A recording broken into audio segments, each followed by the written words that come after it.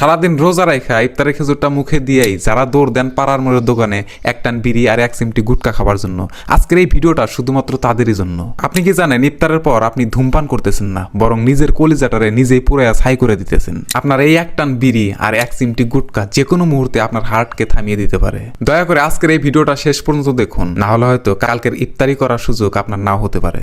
আমাদের পাড়া মহল্লার দোকানগুলোর দিকে তাকালে এখন কি দেখা যায়, ইফতারি শেষ হতে না হতেই একদল যুবক ইবাদতের জায়নামাজ ছেড়ে সেই দোকানে গিয়ে ভিড় জমায়। বাড়ির মা বোনেরা যখন ইফতারির প্লেট গুছাইতেছে, আপনি তখন দোকানের কোনায় দাঁড়িয়ে ধোয়া গিলতেছেন। আপনার মনে হইতেছে যে একটা বিড়ি খেলে আপনার সারাদিনের ক্লান্তি দূর হয়ে যাবে।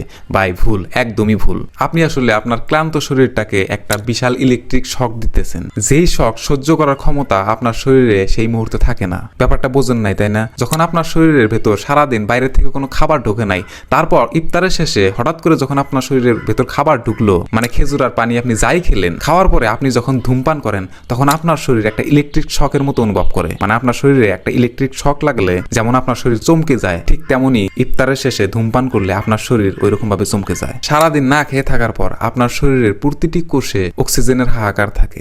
যখনই আপনি বিড়ি বা সিগারেট টান দেন, রক্তে অক্সিজেনের বদলে কার্বন মনোঅক্সাইড মিশে যায়। এতে আপনার ব্রেন আর হার্ট হঠাৎ করে থমকে যায়। এটাকে বলে সাডেন কার্ডিয়াক অ্যারেস্ট। ইফতারের পর অনেক যুবক হঠাৎ করে অসুস্থ হয়ে পড়ে। তার প্রধান কারণ হলো এটাই, আপনার পেট সারাদিন খালি ছিল, সেখানে প্রথম খাবার পড়ার পর হজম প্রক্রিয়া শুরু হয়। ওই অবস্থায় বিষাক্ত নিকোটিন বা বিষাক্ত ধোঁয়া পেটে গেলে আপনার পাকস্থলীর দেয়াল ঝলসাতে শুরু করে। এর ফল হলো মারাত্মক আলসার, যা সারা জীবন আপনাকে ভোগাবে। খেয়াল করবেন, ইফতারের পর আমাদের রক্ত চলাচল একটু বেড়ে যায়। এই সময় গুটকা বা জর্দা মুখে দিলে ওই বিষ সরাসরি আমাদের রক্তে মিশে লিভার আর কিডনিতে আঘাত করে। আপনি ভাবতেছেন মজা করতেছেন, আসলে আপনি আপনার কিডনিটা নষ্ট করার লাইসেন্স নিতেছেন। ইফতারের পর পরে ধূমপান করলে রক্তনলীগুলো হঠাৎ করে সংকুচিত হয়ে যায়, মানে ছোট হয়ে যায়। এতে ব্লাড প্রেশার এত দ্রুত বাড়ে যে আপনার হার্ট সেটা সামলাতে পারে না। এজন্যই দেখবেন তারাবি পড়ার সময় অনেকের বুকের ব্যথা বা মাথা ঘোরানোর আসল রহস্য এখানে লুকিয়ে থাকে। ভাই, রোজা আমাদের শিখিয়েছেন আত্মসংযম। যে মুখ দিয়ে আপনি আল্লাহর নাম নিলেন, ইফতার করলেন, সেই মুখে কয়েক মিনিট পর আপনি বিষ নিতেছেন। এটা কেমন রোজা হইল?